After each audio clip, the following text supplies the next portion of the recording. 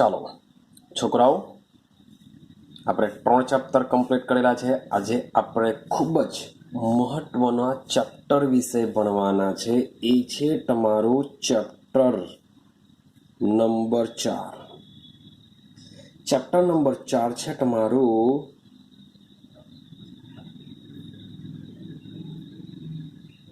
રાસાયણિક બંધન અને આણ્વીય રચના. હવે આ જે ચેપ્ટર છે એ ચેપ્ટર તમે 11th દ્રષ્ટિએ સમજો કે પછી 12થમાં JEE નીટ લેવલના જે ક્વેશ્ચન પૂછાતા હોય છે એ ક્વેશ્ચન માટે સમજો તો ખૂબ જ ઇમ્પોર્ટન્ટ છે. મીન્સ કે તમે JEE નીટ લેવલ પર બી આ ચેપ્ટરમાંથી તમને ક્વેશ્ચન જોવા મળતા હોય છે.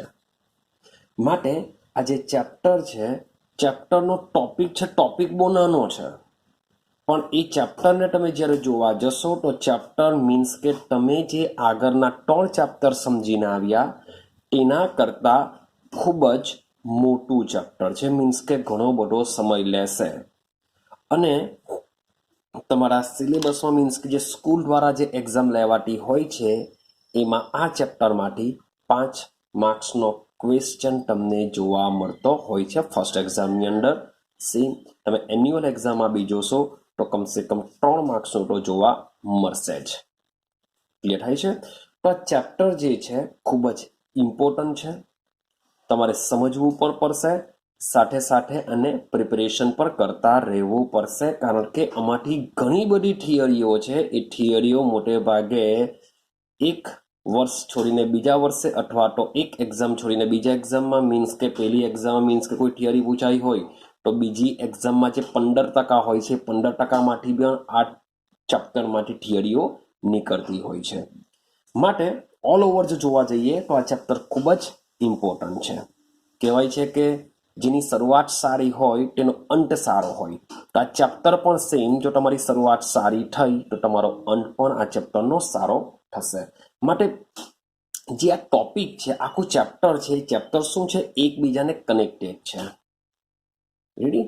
તો કંઈ પણ વસ્તુ મિસ કર્યા વગર જેટલા પણ લેક્ચર છે આના બનશે એ લેક્ચર કમ્પલસરી જોતા રહેજો. ક્લિયર છે? તો શરૂઆત કરીએ આપણે ચેપ્ટર નંબર 4 વિશે. ખૂબ જ મજાનું છે, સમજો. સૌથી પહેલા વાત કરીએ નફ્ફત તત્વો વિશે. નફ્ફત તત્વો એટલે કે નિષ્ક્રિય વાયુઓ અથવા તો તમે લઈ શકો છો ઉમદા વાયુઓ. હવે મેં તમને આગળ પણ કીધેલું છે કે આ જે બધા વાયુઓ છે, વાયુઓ હવામાં એકલા રહે છે. એનો મતલબ શું થાય? તમે હિલિયમને પકડવા જશો, હિલિયમ મળી જશે, H જ મળશે. તમે નિયોનને પકડવા જશો, એની મળશે. તમે આર્ગોનને પકડવા જશો, AR મળશે. મીન્સ કે આ જે વાયુઓ છે, વાયુઓ તમને શું કરશે? હવામાંથી એકલા મળી જશે, એઝ અ પરમાણુ તરીકે મળી જશે. કારણ કે એકલા જ રહેતા હોય છે, કોઈની સાથે રિએક્શન કરતા નથી, માટે જ તેઓ નિષ્ક્રિય વાયુઓ છે. પરંતુ તે સિવાયના વાયુઓને સમજીએ. તે સિવાયના, ચાલો, તો તે સિવાયના મીન્સ કે નિષ્ક્રિય વાયુઓ સિવાયની જો વાત કરીએ તો નિષ્ક્રિય વાયુઓ સિવાયના બધા જ શબ્દ બોલું છું, દ્રવ્ય, વાયુઓ તો છોડો, જો તમે પ્રવાહી લેવ કે સોલિડ લેવ, બધા જ દ્રવ્યો એકથી વધુ જુદા જુદા અથવા તો સરખા પરમાણુઓ દ્વારા બન્યા હોય છે. જો શબ્દ લખું છું જુદા જુદા અથવા સરખા પરમાણુઓ. માન લો કે આપણે વરસાદ પડે છે, વરસાદમાં જે પાણી પડે છે એ પાણીનું સંયોજન બી શું હોય છે? H2. જે સંયોજન હોય છે H2 હશે. જેમાં ટોટલ 3 પરમાણુ ભેગા થઈને બનેલું છે. રેડી છે? તમે હવામાંથી હાઇડ્રોજનને પકડવા જશો તો એઝ આ રીતના H2 જ મળશે. તમે ઓક્સિજનને પકડવા જશો તો આ રીતના O2 જ તમને મળશે. ક્લિયર થાય છે ભાઈ? HCl ની વરાળ જોઈ લેવું તો આ રીતના તમને HCl ગેસ જોવા મળશે. તો એકથી આ બધા દ્રવ્ય છે, મીન્સ કે હિલિયમ નિયન આર્ગોન પણ દ્રવ્ય જ છે, પણ તેઓ એકલા જ રહેશે. જ્યારે આ જે બાકીના જે બધા દ્રવ્યો છે એ શું કરશે? એક સાથે રહેશે. તો આ જે એક સાથે જે રહે છે, એક સાથે જે રહે છે એને આપણે શું કહેશું? પરમાણુનો સમૂહ. શું કહેશું આપણે? પરમાણુનો સમૂહ. જો ચેક કરો, 2 પરમાણુ ભેગા થયા, 3 પરમાણુ ભેગા થયા, 2 એવા અલગ અલગ બીજા બધા બી હોઈ શકે છે. તો આ જે બધા હોય છે એને શું કહેશું? પરમાણુનો સમૂહ કહેશું. ને આ જે પરમાણુનો જે સમૂહ છે એ સમૂહ પાછા શું કરતા હોય છે? લાક્ષણિક ગુણધર્મો ધરાવતા હોય છે. મીન્સ કે HCl નો ગુણધર્મો જુદો હશે, O2 નો જુદો હશે, H2 નો જુદો હશે, H2O નો જુદો હશે. મીન્સ કે જેટલા પણ પરમાણુના સમૂહ છે એ પરમાણુઓના સમૂહ શું કરતા હોય છે? લાક્ષણિક ગુણધર્મ ધરાવતા હોય છે. તો આ જે પરમાણુના જે સમૂહ છે તેને શું કહેવામાં આવે છે? અણુ કહેવામાં આવે છે. ને શું કહેશું આપણે? અણુ કહેશું. મીન્સ કે H2O પણ શું છે? એક જાતનો અણુ છે. H2, O2, HCl આ બધા શું છે? અણુ છે, કે જે શું છે? પરમાણુઓનો સમૂહ ધરાવતી હોય છે. રેડી? તો આવા ઘણા બધા જુદા જુદા શું હોય છે? અણુ હોય છે. હવે HCl ની જો વાત કરીએ તો HCl આ રીતના હશે. મીન્સ કે એમાં 2 પરમાણુ છે, હાઇડ્રોજન અને Cl. તો ભાઈ જરાક સમજજો. વાત કરીએ O2, ચાલો સમાન લઈ લઈએ તો આ રીતના હશે O2. ક્લિયર થાય છે? તો સવાલ એવો આવે કે આ જે બંને પરમાણુ છે એ બંને પરમાણુ કોઈ ચોક્કસ બળ દ્વારા જોડાયેલા હોવા જોઈએ તો જ એ O2 બની શકે. બાકી તો એવું તો થતું જ નથી કે પાણીનું એક ટીપ લીધું, ખાલી આપણે એક ઓક્સિજનને કાઢી નાખીએ, એક હાઇડ્રોજનને કાઢી નાખીએ, એવું આપણે બનવાનું નથી. માન લો કે હવામાંથી આપણે ઓક્સિજનને લઈએ તો ખાલી O2 છે તો એક ઓક્સિજનને ખેંચી લેવું તો ભાઈ બંને છૂટા પડી જશે, એવું થવાનું નથી. H2 પકડો, એક Hને ભાઈ ખેંચીને કાઢી નાખો તો ભાઈ આ વસ્તુ બી પોસિબલ નથી. તો એનો મતલબ એમ થાય કે આ જે પરમાણુઓ છે એ 2 પરમાણુઓ કોઈ ચોક્કસ બળ દ્વારા જોડાયેલા હોવા જોઈએ. તેમની વચ્ચે કોઈ ચોક્કસ બળ હોવું જોઈએ કે એ બળ બંને પરમાણુને એકબીજા સાથે જકડી રાખે છે. બંને પરમાણુને એકબીજા સાથે જકડી રાખે છે. આથી સમજો કે ભાઈ જુદી જુદી રાસાયણિક સ્પીસીસમાં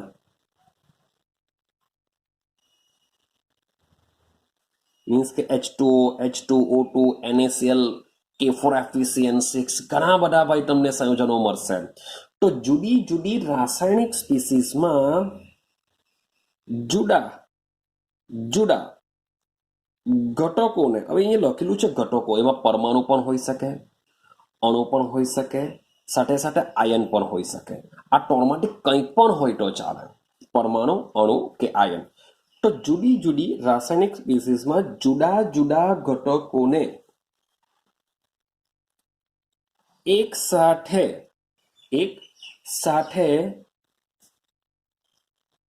જકડી રાખતું આવું આકર્ષણ બળને શું કહેવામાં આવે છે? રાસાયણિક બંધન કહેવાશે. એને શું કહેવાશે? રાસાયણિક, આપણે શું કહેશું? બંધન કહેશું.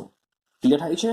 મીન્સ કે H અને Cl એકબીજા સાથે જકડાયેલા છે તો એક ચોક્કસ પ્રકારનું બળ છે, ચોક્કસ પ્રકારનું આકર્ષણ છે, જેને લીધે તેઓ એકબીજા સાથે જોડાયેલા રહે છે, જેને શું કહેશું? રાસાયણિક બંધન કહેશું. ઓક્સિજનના 2 પરમાણુઓ એકબીજા સાથે ચોક્કસ આકર્ષણ બળ દ્વારા જોડાયેલા રહે છે, જેને શું કહેશું? રાસાયણિક બંધન કહેશું. સેમ એવી રીતના કોઈ પણ સ્પીસીસ લઈ લો, નિષ્ક્રિય વાયુને છોડીને તમે કંઈ પણ સ્પીસીસ લઈ લેવ તો એ સ્પીસીસમાં કે જે જુદા જુદા ઘટકો છે, જુદા જુદા ઘટકો એકબીજા સાથે શું કરે છે? ચોક્કસ આકર્ષણ બળ દ્વારા જકડાયેલા રહે છે. તો આવા આકર્ષણ બળને આપણે શું કહેશું? રાસાયણિક બંધન કહેશું. ક્લિયર? તો આપણા ટોપિકનું નામ જ શું છે? રાસાયણિક બંધન છે. તો એનો મતલબ એમ થાય કે ચેપ્ટરમાં શું ભણવાનું છે આપણે? કે બે પરમાણુ છે, એ બે પરમાણુ એકબીજા સાથે કયા બંધથી જોડાયેલા છે એ સમજવાનું છે. અને ચેપ્ટરમાં બીજું સમજવાનું છે કે અણુની રચના, મીન્સ કે બે પરમાણુ ભેગા થઈને બને છે અણુ. તો એ અણુ કેવી રીતના બને છે? બસ ચેપ્ટરમાં તો ખાલી બે જ પોઈન્ટ સમજવાના છે કે જુદા જુદા પરમાણુઓ એકબીજા સાથે કયા રાસાયણિક બંધથી જોડાય છે, આ પહેલો પોઈન્ટ. અને બીજો પોઈન્ટ છે કે બે પરમાણુઓ એકબીજા સાથે જોડાઈને કેવી રીતના અણુ બનાવે છે, આ છે આપણો બીજો ક્વેશ્ચન. તો મેં તમને કીધું કે ચેપ્ટરમાં એકચ્યુઅલી બે જ પોઈન્ટ સમજવાના છે, અને બે પોઈન્ટને સમજવા માટે આપણે શું કરવું પડશે? ઘણું બધું સમજવું પડશે. ક્લિયર છે? કે કોઈ પણ સંયોજન હોય તો એ સંયોજનમાં જે જુદા જુદા તત્વો છે એકબીજા સાથે રાસાયણિક સંયોગીકરણના પરિણામ રૂપે હોય છે. મીન્સ કે એકબીજા સાથે જોડાશે તો રાસાયણિક સંયોગીકરણના નિયમો દ્વારા જોડાશે. તો એના ઉપરથી આપણે ઘણા બધા ક્વેશ્ચનો ઊભા થવાના છે. કેવા ક્વેશ્ચનો ઊભા થશે? સમજો. જેમ કે માન લો કે હું જ્યારે પાણીનો મોલેક્યુલ લખું છું, પાણીનો અણુસૂત્ર લખું છું, ત્યારે H2O જ લખું છું. મેં કોઈ દિવસ H2O3 પાણી માટે આ અણુસૂત્ર નથી લખ્યું. હા કે ના? મારે NaCl લખવું હોય તો આ રીતના NaCl લખા. મેં કોઈ દિવસ Na2Cl2 કે NaCl2 આ રીતના નથી લખ્યું. હા કે ના? શબ્દ સમજતા જશો. માન લો કે મારે O2 છે, O2 મારે ડાયોક્સિજન આ રીતના લખવો છે. મેં કોઈ દિવસ O4 નથી લખ્યો. હા, ઓઝોન આવી શકે O3, પણ O4 આવું કોઈ અસ્તિત્વ ધરાવતું નથી. મારે HCl લખવો હોય તો હું આ રીતના લખા. હું HCl2 આ રીતના લખતો નથી. તો સવાલ એવો આવે કે આ જે, ચલો માની લઈએ કે ભાઈ જે પરમાણુઓ છે એ પરમાણુઓ જોડાઈને શું બનાવે છે? અણુ બનાવે છે. મીન્સ કે રાસાયણિક બંધ દ્વારા જોડાઈને અણુ બનાવે છે. તો ઘણા બધા ક્વેશ્ચનો પણ થાય કે શા માટે ભાઈ ચોક્કસ સંખ્યામાં જ પરમાણુઓ જોડાય? હા કે ના? કે ભાઈ એક ઓક્સિજન સાથે બે હાઇડ્રોજન જોડાય તો જ પાણી બનશે. ભાઈ બે હાઇડ્રોજન સાથે 3 ઓક્સિજન અથવા 3 ઓક્સિજન સાથે બે હાઇડ્રોજન જોડાતા નથી. તો એનું રીઝન શું? ભાઈ O2 અણુ માત્ર બે ઓક્સિજન પરમાણુ દ્વારા જ બને. તો ભાઈ બે જ કેમ જોડાય? ભાઈ 4 કેમ નહીં જોડાયા? ભાઈ 5 કેમ નહીં જોડાયા? ચલો ઓઝોનમાં 3 આવેલા છે, O3 છે, તો ભાઈ O5 કેમ નહીં આવે? O6 કેમ નહીં આવે? શા માટે આવું છે? HCl માં એક જ કેમ જોડાય? કેમ ભાઈ બે Cl2 ની જોડાયા? ભાઈ બે હાઇડ્રોજન ની જોડાયા? NaCl માં એક Na અને એક Cl જ છે. તો શા માટે બે Na નહીં આવ્યા? શા માટે બે Cl નહીં આવ્યા? તો શા માટે જ્યારે જુદા જુદા પરમાણુઓ જોડાય છે ત્યારે ચોક્કસ સંખ્યામાં જ જોડાય છે? બીજા એક ક્વેશ્ચન એવા ઉભા થાય કે શા માટે ચોક્કસ પરમાણુ જ એકબીજા સાથે જોડાય છે? બધા જ પરમાણુ બધા એકબીજા સાથે પ્રક્રિયા કરીને અણુ બનાવતા નથી. તો આવું શા માટે? ચાલો ભાઈ માની લો કે જોડાય, પણ હવે જે અણુ બને છે ભાઈ એ અણુનો આકાર શું હશે? શું એ ચોક્કસ હશે? એ પણ ક્વેશ્ચન માર્ક. કે જે અણુ જોડાય છે તો શું એ અણુનો આકાર ચોક્કસ હશે કે નહીં હશે? એ બી એક ક્વેશ્ચન માર્ક ઊભા થશે. તો આજે આવા બધા ક્વેશ્ચનો ઊભા થાય છે. એ ક્વેશ્ચનોનો આન્સર આપવા માટે ભાઈ પહેલાના સમયથી, શબ્દ બોલું છું, હમણાંની વાત નથી કરતો, પહેલાના સમયથી જુદા જુદા સિદ્ધાંતો સ્થપાતા ગયા હતા કે ભાઈ પહેલો ક્વેશ્ચન છે કે શા માટે ભાઈ અમુક ચોક્કસ પરમાણુઓ જ એકબીજા સાથે જોડાઈ શકે, તે પણ ચોક્કસ સંખ્યામાં જ જોડાઈ શકે. તો એના માટે ભાઈ સિદ્ધાંતો શોધવામાં આવ્યા ને પાછા એક વૈજ્ઞાનિક દ્વારા નથી શોધાયો, ઘણા બધા વૈજ્ઞાનિકો ભાઈ આના ઉપર કામ કર્યું હશે. જેમ આપણે આવર્ત કોષ્ટકમાં વાત કરી હતી કે ભાઈ આવર્ત કોષ્ટક માત્ર મેન્ડેલિફે મીન્સ કે વિચારોને મેન્ડેલિફે બનાવી દીધું એવું નથી. તે સમયમાં ઘણા બધા વૈજ્ઞાનિકો દ્વારા એની શોધ થઈ હતી, પણ સફળતા કોને મળી હતી? મેન્ડેલિફને મળી હતી. સેમ એ જ પ્રમાણે તો આ જે બધા ક્વેશ્ચનો છે એ ક્વેશ્ચનોનો આન્સર મેળવવા માટે ઘણા બધા વૈજ્ઞાનિકોના પ્રયત્નો થયા હતા, ઘણા બધા જુદા જુદા સિદ્ધાંતો એમના દ્વારા રજૂ થયા હતા. પરંતુ આપણે શું કરીશું? આપણે આપણા ટોપિકમાં જે લોકોએ જે વસ્તુ શોધ્યું છે એને જ આપણે જોવાના છે. ક્લિયર છે? તો આ જુદા જુદા સિદ્ધાંતો શું છે? આપણું આ જે ચેપ્ટર છે એ ચેપ્ટર કયા કયા પોઈન્ટ પર રચાયેલું છે જરાક સમજતા જજો. તો પહેલો સિદ્ધાંત છે આપણો કોસેલ લુઈસ અભિગમ. તો સિદ્ધાંત લઈ લેજો, કોસેલ લુઈસ અભિગમ. તો આપણે આ પહેલો સિદ્ધાંત સમજવાના છે. ચાલો, એ સિદ્ધાંતને કમ્પ્લીટ કરી દીધા બાદ આપણે સમજવાના છે VSEPR સિદ્ધાંત. આપણે શું સમજવાના? VSEPR, જેનું ફૂલ ફોર્મ થશે વેલેન્સ શેલ ઇલેક્ટ્રોન પેર રિપલ્સન, એટલે કે બાહ્યતમ કક્ષા અથવા તો સંયોજકતા કક્ષામાં આવેલા ઇલેક્ટ્રોન એકબીજાને અપાકર્ષે છે. જે આખો સિદ્ધાંત આપણે સમજવાના છે. ત્યાર પછી ત્રીજો સિદ્ધાંત આવશે VBT. કયો સિદ્ધાંત આવશે? VBT. VBT ને શું કહેવાશે? Valence bond theory. શું કહેશું આપણે?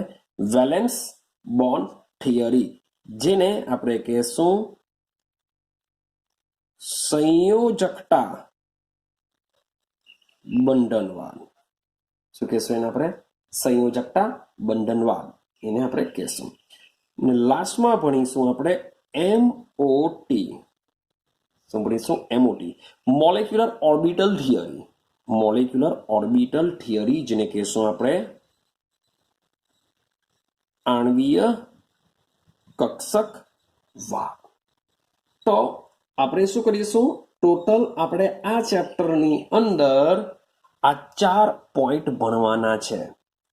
આ 4 પોઈન્ટનો ઉપયોગ કરીને આપણું ચેપ્ટર કમ્પ્લીટ થશે. પણ સમજો, ચેપ્ટરમાં એમ જોવા જઈએ તો 2 જ પોઈન્ટ છે. એક તો રાસાયણિક બંધન, મીન્સ કે 2 પરમાણુઓ એકબીજા સાથે જોડાય છે તો એ કયા પ્રકારના બળથી જોડાય છે એ સમજવાનું છે. ચાલો માની લઈએ કે જોડાઈને અણુ બન્યો, તો અણુનો આકાર શું હશે એ આપણે VSEPR સિદ્ધાંત દ્વારા સમજીશું. ત્યાર પછી ચાલો આકાર બી ખબર પડી, પણ 2 પરમાણુઓ એકબીજા સાથે જોડાઈને અણુ કેવી રીતના બને છે એના માટે આ 2નો ઉપયોગ કરીશું આપણે. તો આ રીતના આપણે આ ચેપ્ટરમાં 2 પોઈન્ટને સમજવા માટે આપણે 4 પોઈન્ટનો ઉપયોગ કરીશું. પણ છે તો એમ લાગે કે યાર 4 જ પોઈન્ટ સમજવાના છે. લગભગ જે ચેપ્ટરનું નામ છે, ચેપ્ટરના નામમાં પણ 2 જ પોઈન્ટ સમજવાના છે, તો ચેપ્ટર બહુ નાનું હશે. પણ આ જે ચેપ્ટર છે કેવું છે? પેલા 3 ચેપ્ટરની કમ્પેરિઝનમાં ખૂબ જ મોટું ચેપ્ટર છે. ક્લિયર? ચાલો, તો મીન્સ કે બહુ લાંબી જર્ની છે. તો આપણે શરૂઆત મીન્સ કે કરીશું તો પછી આપણે એમ લાગશે કે ચાલો ભાઈ કંઈ નહીં, હવે થોડુંક પચશે. તો શરૂઆત કરીએ છીએ આપણે સૌથી પહેલો આપણો અભિગમ કોસેલ લુઈસ અભિગમની. હવે યાદ રાખજો, જેટલું તમે ધ્યાન આપશો એટલું સારું પડશે. કોસેલ લુઈસ ખબર પડશે તો VSEPR સિદ્ધાંત ખબર પડશે. VSEPR સિદ્ધાંત આઈડિયા આવશે તો VBT ખબર પડશે. VBT ખબર પડશે તો MOT ખબર પડશે. ને આ બધા 4 ટોપિક ખબર પડી ગઈ તો આખું ચેપ્ટર ખબર પડી જશે, એ પાકું છે. ક્લિયર? ને આ ચેપ્ટર મે બી તમને JEE નીટમાં પણ આના ક્વેશ્ચન તમને જોવા મળતા હોય છે. માટે જરાક વ્યવસ્થિત પ્રિપેરેશન કરવાની વાત કરજો. ક્લિયર છે? ચાલો, તો શરૂઆત કરીએ આપણે હવે પહેલો આપણો સિદ્ધાંત, જેનું નામ છે કોસેલ લુઈસ અભિગમ. જોશું આપણે સૌથી પહેલા કોસેલ લુઈસ અભિગમ. તો આ જે આપણો પહેલો સિદ્ધાંત છે કોસેલ લુઈસ અભિગમ, એ જ તમને આઈડિયા આવશે કે યાર એ ઘણા બધા પાના લઈ લેશે. એવું નહીં કે ચાલો ભાઈ એક પાનામાં પટી ગયું, એક નાનો મોટો પોઈન્ટ પટી ગયું, ના.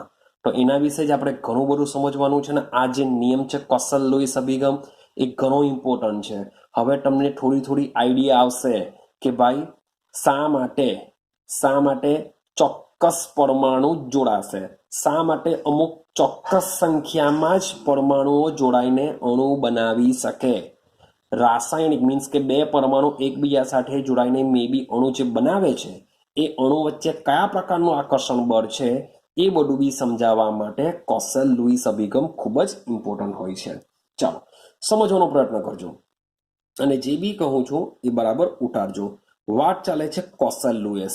કોસેલ લુઈસ આવે એટલે સૌથી પહેલા તમારા દિમાગમાં ઇલેક્ટ્રોન આવી જ જવા જોઈએ ને એ એવા ઇલેક્ટ્રોન હશે કે જે સંયોજકતા ઇલેક્ટ્રોન હશે. સંયોજકતા ઇલેક્ટ્રોન. હવે સમજો કે ઇલેક્ટ્રોનના સંદર્ભમાં એટલે કે ઇલેક્ટ્રોનનો બેઝ બનાવીને ઇલેક્ટ્રોનના સંદર્ભમાં રાસાયણિક બંધની મીન્સ કે બે પરમાણુ એકબીજા સાથે જે જોડાય છે એ રાસાયણિક બંધ કહેવાશે. મીન્સ કે માની લો કે O2 છે તો O2માં ઓક્સિજન બંધ ઓક્સિજન, આ રીતના આપણે દર્શાવીશું. ઓક્સિજન બંધ ઓક્સિજન. તો આ જે આને શું કહેશું? રાસાયણિક બંધ કહેશું.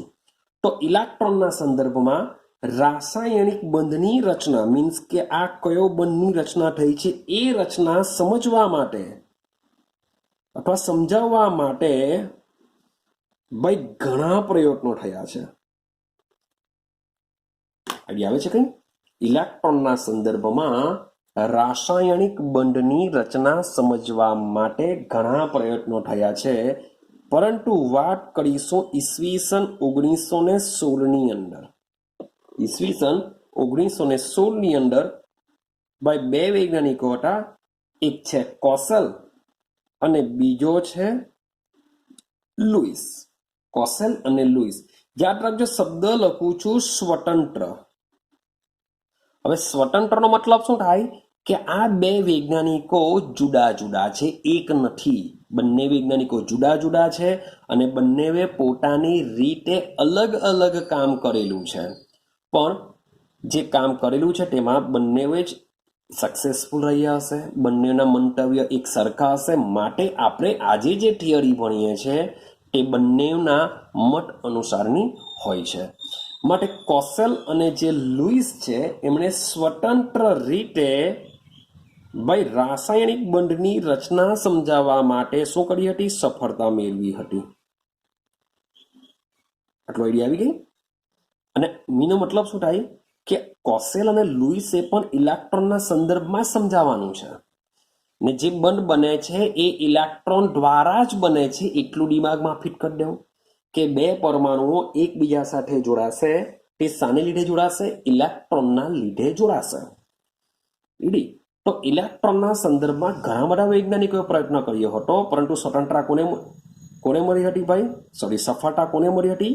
તો સ્વતંત્ર રીતે કામ કરનારા કોસેલ અને લુઈસને સફળતા મળી હતી. ચાલો સમજો. હવે એમાં નિયમમાં એણે શું કીધેલું હતું, કેવી રીતના સફળતા મેળવેલી હતી? તો એમણે જે પણ વસ્તુ સમજાવી હતી એ સમજાવી હતી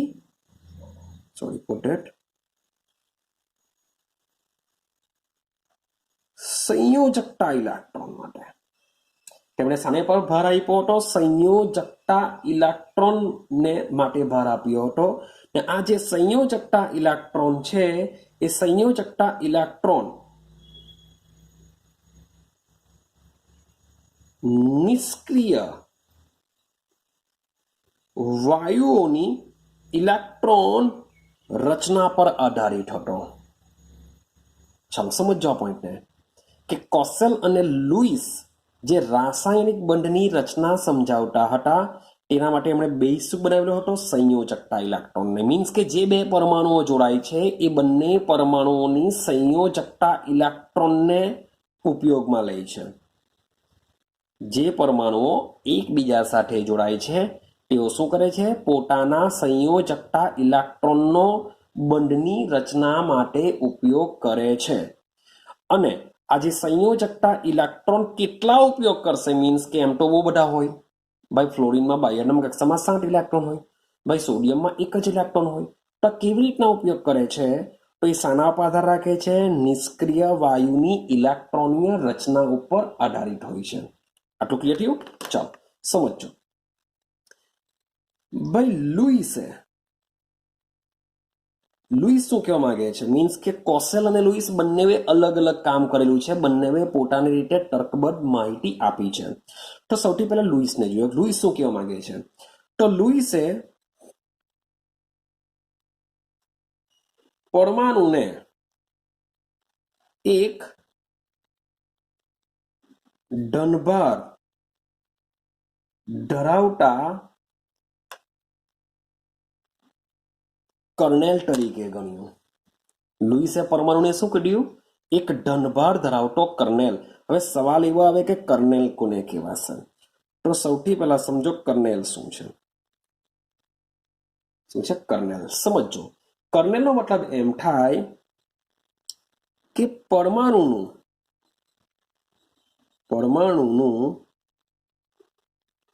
કેન્દ્ર, પરમાણુનું કેન્દ્ર અને અંદરની કક્ષાના ઇલેક્ટ્રોન. તો આ જે બે ભાગ, પરમાણુનો જે આ બે ભાગ છે એ બે ભાગનો સમાવેશ થામાં થાય છે કર્નેલમાં. ક્લિયર થાય છે? શબ્દ સમજો. માન લો કે હું વાત કરું નાઇટ્રોજન વિશે. નાઇટ્રોજનનો નંબર છે Z બરાબર 7.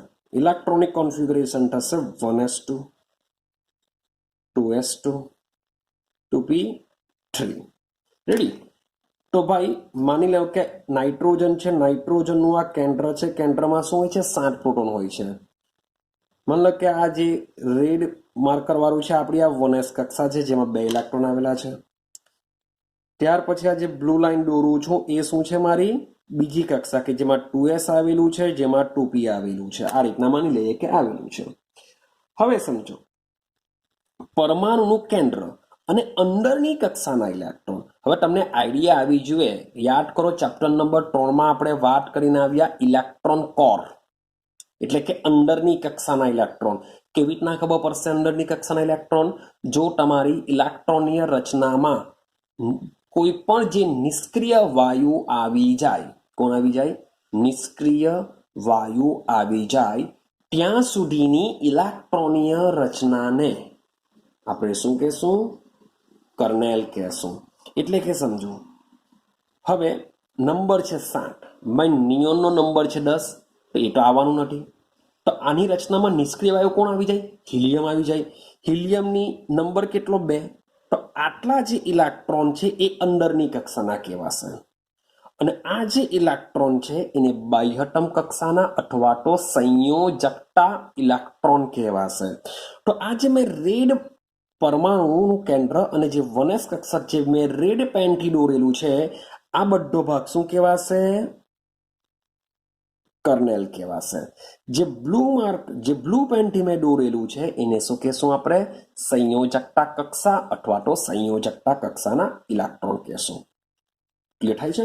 માન લો કે હું વાત કરું સોડિયમની. ભાઈ Z બરાબર 11. ઇલેક્ટ્રોનિક કોન્ફિગરેશન લખું 1s2 2s2 2p6 3s1. હવે આને સમજો. માન લો કે સોડિયમ માટે એ લખો, અહીંયા સોડિયમ માટેનું છે. આ એનું કેન્દ્ર છે કે જેમાં શું હશે? 11 પ્રોટોન હશે. કેન્દ્રની આજુબાજુ આ જે પહેલું સર્કલ દોરું છું એ શું છે આપણું? ભાઈ 1s છે. એ શું છે? 1s છે. કેન્દ્રની આજુબાજુ આ જે દોરું છું સર્કલ એ આપણું શું છે? 2s, એટલે કે n બરાબર 2 કક્ષા છે. રેડી? અને જ્યાં ત્રીજું જે દોરું છું એ શું છે આપણું?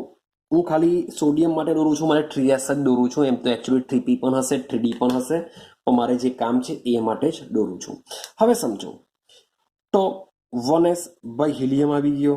ભાઈ આ સુધીની ઇલેક્ટ્રોનિક કોન્ફિગરેશન જો 6 7 8 9 10 મીન્સ કે આટલે સુધી ભાઈ નિયોન આવી ગયો. શું આવી ગયો? નિયોન. તો ભાઈ સમજો કે સોડિયમમાં નિયોન સુધીની રચના આવી ગઈ છે. તો આટલો જે ભાગ કહેવાશે એ શું કહેવાશે? અંદરની કક્ષાના ઇલેક્ટ્રોન કહેવાશે, કારણ કે નિયોન આવી ગયો છે. આ હિલિયમને છોડી દઉં, નિયોન આવી ગયો છે, તો આ કક્ષાને કહેવાશે અંદરની કક્ષાના ઇલેક્ટ્રોન અને કહેવાશે બહારની કક્ષાના ઇલેક્ટ્રોન. તો આ જે અંદરની કક્ષાના આટલા જે ઇલેક્ટ્રોન છે એને લુઈસે શું કીધું? આ રેડ ભાગને કર્નેલ કીધું. ક્લિયર થયું? કર્નેલ શું છે? તો લુઈસે પરમાણુનો એક ધનભાર ધરાવતો કર્નેલ સ્વરૂપે રજૂ કર્યો. કર્નેલનો મતલબ શું થાય?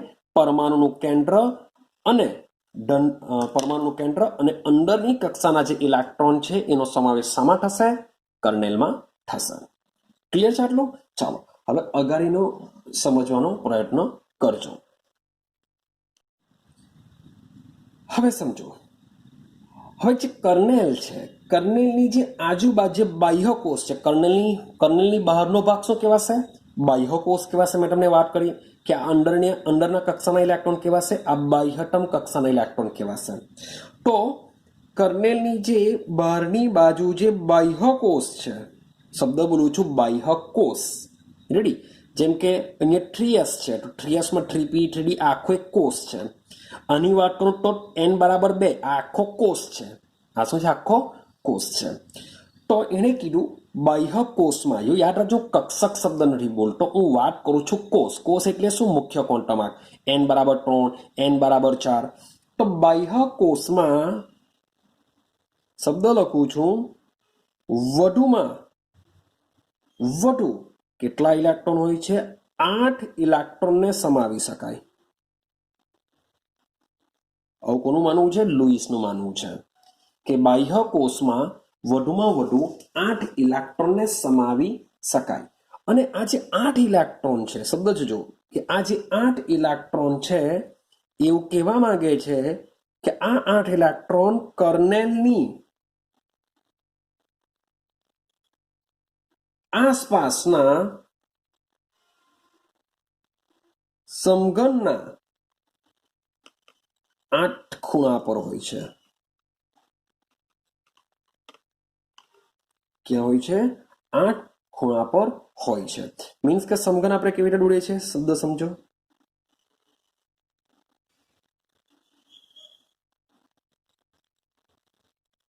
શબ્દ સમજો. માની લો કે આપણો સમઘન છે, તો સમઘનમાં આ એક ખૂણો, આ બીજો ખૂણો, આ ત્રીજો ખૂણો, આ ચોથો ખૂણો, આ 5મો ખૂણો, આ 6થો ખૂણો, આ 7મો ખૂણો, આ 8મો ખૂણો. તો આ રીતના કર્નેલની જોજો શબ્દ સમજો, કર્નેલની બાહ્ય કોષમાં વધુમાં વધુ શબ્દ છે વધુમાં વધુ 8 ઇલેક્ટ્રોન સમાવી શકાય. હું એમ નથી કહેતો કે 8 જ આવે, 8 જ આવે, હું એમ નથી કહેતો. વધુમાં વધુ 8 ઇલેક્ટ્રોન સમાવી શકાય. અને આ જે 8 ઇલેક્ટ્રોન છે એ 8 ઇલેક્ટ્રોન ક્યાં ગોઠવાયેલા હોય છે? સમઘનના 8 ખૂણા ઉપર ગોઠવાયેલા હોય છે. હવે વાત હું સોડિયમની કરું. સોડિયમની ઇલેક્ટ્રોન કોન્ફિગરેશન તમે ચેક કરશો તો આટલો જે ભાગ છે એને આપણે કર્નેલ કહેશું. તો બાહ્ય કોષમાં કેટલો છે? એક જ ઇલેક્ટ્રોન છે. તો આ જે એક ઇલેક્ટ્રોન છે એ સમઘનના 8 માંથી કોઈ પણ એક ખૂણા પર ગોઠવાયેલો હશે. ક્લિયર થાય છે કઈ? કે સોડિયમમાં બાહ્ય કોષનો એક ઇલેક્ટ્રોન શું કરશે? આ 8 માંથી કોઈ એક ખૂણા પર ગોઠવાયેલો હોય છે. માની લો કે હું વાત કરું છું નિયોનની. હિલિયમ અપવાદ તરીકે આપણે લઈ લઈશું. હિલિયમ શું લેશું? અપવાદ તરીકે આપણે નિયોનની વાત કરીએ. નિયોનમાં શું થાય? નિયોનની ઇલેક્ટ્રોનિક કોન્ફિગરેશન જરાક જોજો. 1s2 2s2 2p6. હવે નિયોનની ઇલેક્ટ્રોનિક કોન્ફિગરેશનમાં આ બની જશે હિલિયમ અંદરની કક્ષાના ઇલેક્ટ્રોન. શું બની જશે? આ બની જશે અંદરની કક્ષાના ઇલેક્ટ્રોન બની જશે. તો નિયોનની બાહ્યતમ કક્ષામાં કેટલા ઇલેક્ટ્રોન આવવાના? 8 ઇલેક્ટ્રોન આવવાના. તેવી રીતના બીજો લઈ લઉં, નિષ્ક્રિય આર્ગોન લઈ લઉં.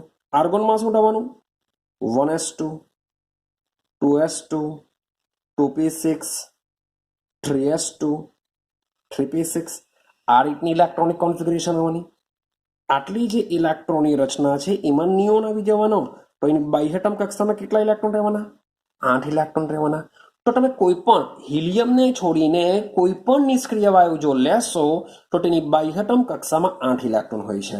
ને આ 8 ઇલેક્ટ્રોન શું કરશે, કર્નેલની આસપાસ સમઘનના 8 ખૂણાઓ પર તેઓ ગોઠવાયેલા હોય છે. વાત ચાલે છે નિષ્ક્રિય વાયુઓ માટે.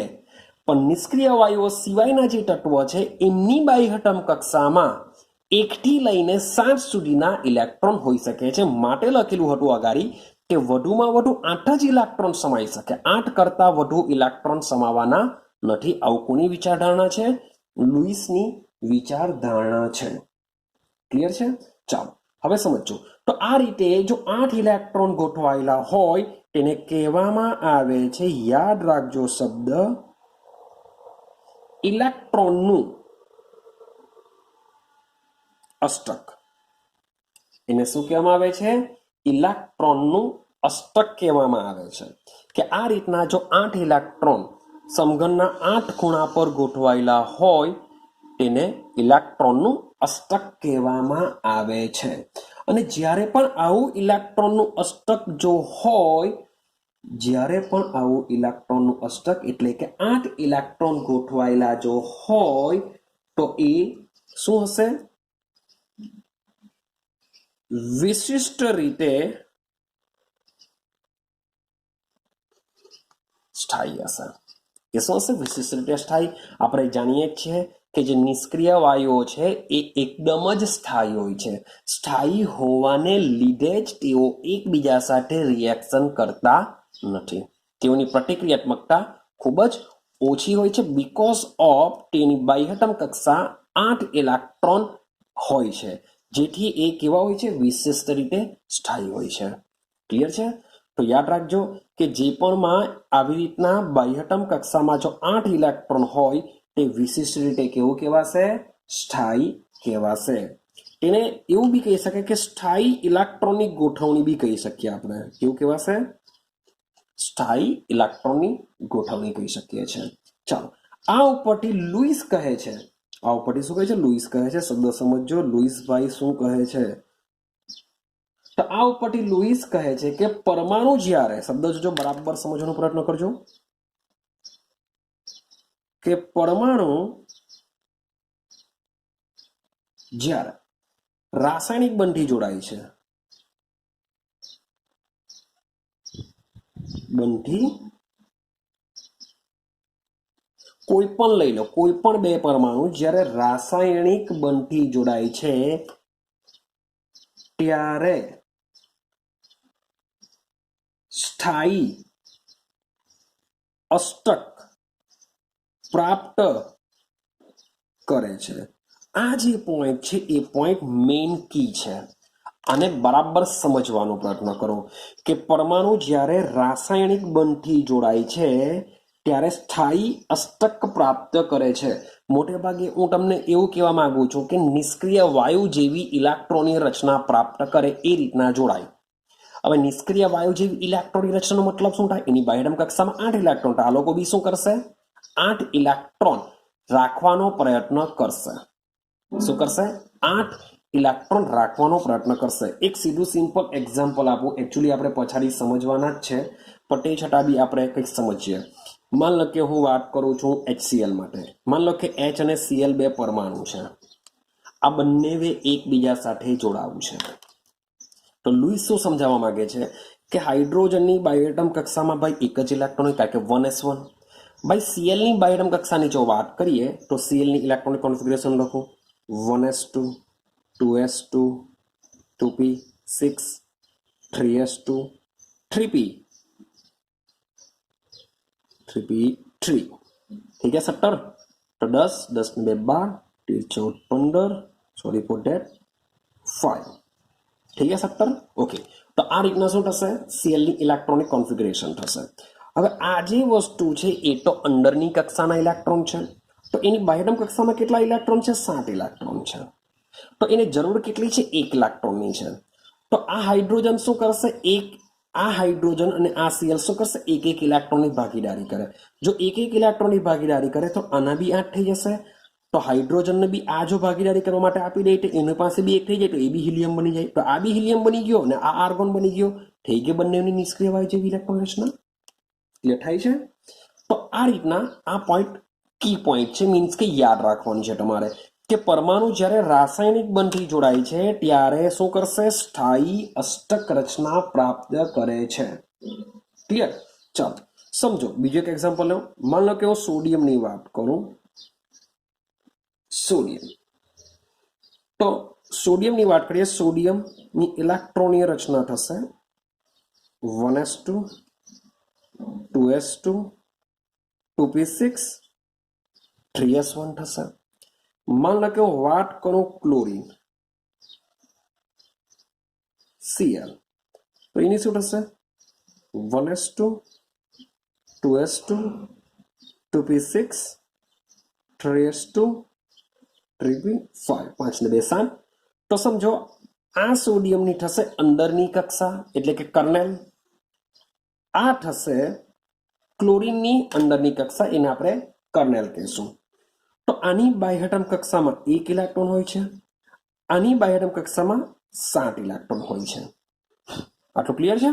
ચાલો હવે બરાબર સમજવાનો પ્રયત્ન કરજો. તો ભાઈ આને જો નજીકના નિષ્ક્રિય વાયુ જેવી રચના પ્રાપ્ત કરવી હોય તો આની પાસેનો જે 1 ઇલેક્ટ્રોન છે એ દૂર કરવો પડશે. જો 1 ઇલેક્ટ્રોન ક્લોરીનને આપી દે તો સોડિયમ શું બની જશે? Na+ બની જશે. 1 ઇલેક્ટ્રોન જો Cl મેળવી લે તો એની પાસે થઈ જાય 8 ઇલેક્ટ્રોન. 1 ઇલેક્ટ્રોન જો આ આપી દે તો એની બાહ્યતમ કક્ષામાં હવે થઈ જશે 8 ઇલેક્ટ્રોન. ચેક કરો. તો બંનેની બાહ્યતમ કક્ષામાં કેટલા ઇલેક્ટ્રોન થઈ જશે? 8 ઇલેક્ટ્રોન થઈ જશે. એટલે કે અષ્ટક રચના પ્રાપ્ત કરી શકે. શું કરી શકે? અષ્ટક રચના પ્રાપ્ત કરી શકે. તો Cl જો થઈ જશે તો Cl-, તો આ બંને એકબીજા સાથે જોડાઈને શું કરી શકે છે? NaCl રાસાયણિક બંધથી જોડાઈ શકે છે. શું થશે? રાસાયણિક બંધથી જોડાઈ શકે છે. સર તમે તો આમાં એવું કીધું કે ભાઈ સોડિયમ 1 ઇલેક્ટ્રોન આને આપી દેશે, આમાં તમે વાત કરી કે સર ભાગીદારી કરશે. તો એ જ આ ચેપ્ટરમાં સમજવાનું છે કે ભાઈ જે રાસાયણિક બંધ છે એ એક જ પ્રકારના નથી હોતા.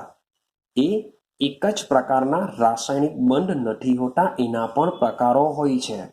તો મેં તમને 2 પ્રકાર તો હમણાં જ વાત કરી કે ભાઈ એક વસ્તુ કે રાસાયણિક બંધ જ્યારે બને છે ત્યારે આપલે પણ થઈ શકે ઇલેક્ટ્રોનની સાથે સાથે. અહીંયા મેં તમને ચાલો બીજા એક્ઝામ્પલ લઈએ.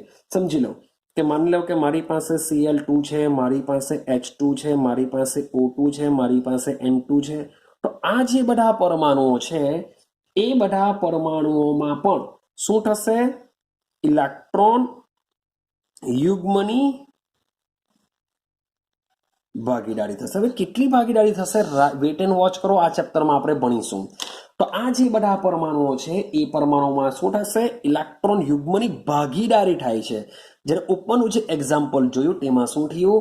ઇલેક્ટ્રોનની આપલે થાય છે.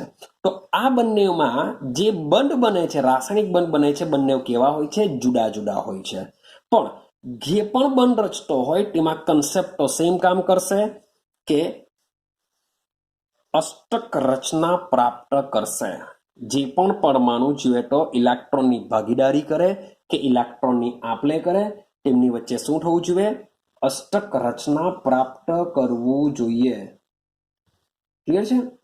અને આ રીતના જે ઇલેક્ટ્રોનની ભાગીદારી કરે છે એ ભાગીદારીમાં પણ જે ઇલેક્ટ્રોનનું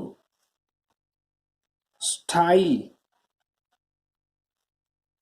બાહ્ય અષ્ટક પ્રાપ્ત થવું જ જોઈએ તો જ એ લોકો જોડાશે. હવે તમે કહેશો સર H2 નો એક્ઝામ્પલ લઈએ તો H બંને પાસે 1 ઇલેક્ટ્રોન. તો ભાઈ એ આપણે અપવાદ તરીકે યાદ રાખીશું. વારંવાર શબ્દ બોલતો જાઉં છું, હિલિયમ આપણે અપવાદ તરીકે લેશું કારણ કે હિલિયમનો નંબર જ 2 છે. તો એમાં 8 ઇલેક્ટ્રોન આવવાના નથી. તો આ લોકો શું કરશે? બંને 1 ઇલેક્ટ્રોનની ભાગીદારી કરે. માની લો કે આની પાસે બી 2 ઇલેક્ટ્રોન, આની પાસે 2 ઇલેક્ટ્રોન. એટલે આ નજીકના નિષ્ક્રિય વાયુ કોના જેવો બની ગયો? હિલિયમ જેવો બની ગયો. તો છેટો નિષ્ક્રિય વાયુ જેવી જ ઇલેક્ટ્રોનની રચના. રેડી છે? પણ આમાં અષ્ટક રચના પૂર્ણ થતું નથી. બાકીના જે બધા સંયોજનો હોય છે તેમાં શું થતું હોય છે? અષ્ટક રચના પ્રાપ્ત થશે. તમને ખાલી આઈડિયા આવી જોઈએ. અષ્ટકનો મતલબ થાય તે લોકો પાસે 8 ઇલેક્ટ્રોન થઈ જાય એ રીતના ઇલેક્ટ્રોનની ભાગીદારી કરાવવી પડતી હોય છે, જે આપણે પાછળથી સમજીશું. ડન થઈ ગયું આટલું? હા કે ના? ચાલો હવે બીજો એક કન્સેપ્ટને સમજીએ. આટલું ક્લિયર છે લુઈસ શું કહેવા માંગે છે તે? આ પોઈન્ટ બહુ ઇમ્પોર્ટન્ટ છે. સમજો કે પરમાણુ જ્યારે રાસાયણિક બંધથી જોડાય છે ત્યારે સ્થાયી અષ્ટક રચના પ્રાપ્ત થવી જ જોઈએ. જો સ્થાયી અષ્ટક રચના પ્રાપ્ત થતી ન હોય તો તેઓ બંને એકબીજા સાથે જોડાઈ શકતા નથી. સ્થાયી અષ્ટક રચના પ્રાપ્ત થવી જોઈએ જ. ચાલો હવે આગળ જઈએ. ત્યાર પછી લુઈસે આને સમજાવવા માટે લુઈસ સંજ્ઞાઓ આપી. શું આપી? સંજ્ઞાઓ. સમજો, જેને આપણે કહેશું લુઈસ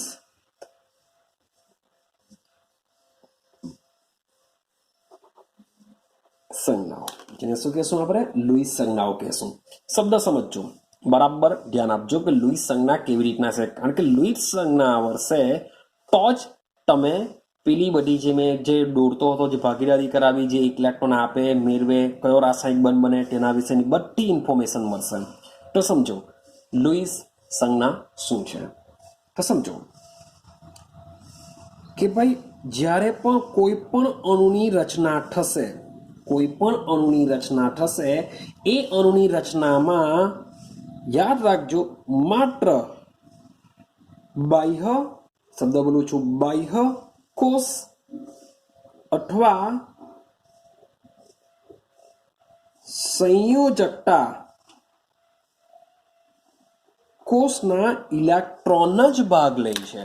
અંદરની કક્ષાના ઇલેક્ટ્રોન રાસાયણિક બંધ બનાવવા માટે ભાગ લેતા નથી. આપણે એક્ઝામ્પલ જોઈને આવ્યા સોડિયમ વિશે કે સોડિયમની ઇલેક્ટ્રોનિક રચનાની અંદર ડાયરેક્ટ લખું છું નિયોન અને લખું છું 3s1. તો આ જે બાહ્યતમ કક્ષાના જે ઇલેક્ટ્રોન છે, એક ઇલેક્ટ્રોન તે જ ભાગ લેશે. અંદરની કક્ષાના ઇલેક્ટ્રોન રાસાયણિક બંધની રચના માટે ભાગ લેતા નથી. ક્લિયર છે? આ પોઈન્ટ બરાબર યાદ રાખજો કે જે પણ જ્યારે પણ અણુ રચાશે તો એ અણુની અંદર માત્ર ને માત્ર બાહ્યતમ કક્ષાના ઇલેક્ટ્રોન જ ભાગ લે અથવા તો સંયોજકતા કક્ષાના ઇલેક્ટ્રોન જ ભાગ લેશે. કેમ? કારણ કે જે અંદરની કક્ષાના ઇલેક્ટ્રોન હોય છે એ કેવા હોય છે? રક્ષિત હોય છે. અને કેન્દ્ર દ્વારા રક્ષણ મેળવેલું હોય છે. એને કોઈ કરી નહીં શકે, એને કોઈ બહાર ફેંકી નહીં શકે, એનો કોઈ ઉપયોગ નહીં કરી શકે, કારણ કે કેન્દ્રનું રક્ષણ છે, કેન્દ્ર દ્વારા રક્ષિત છે. તો આપણે યાદ રાખીશું કે અંદરની કક્ષાના ઇલેક્ટ્રોન કેવા હોય છે? રક્ષિત હોય છે.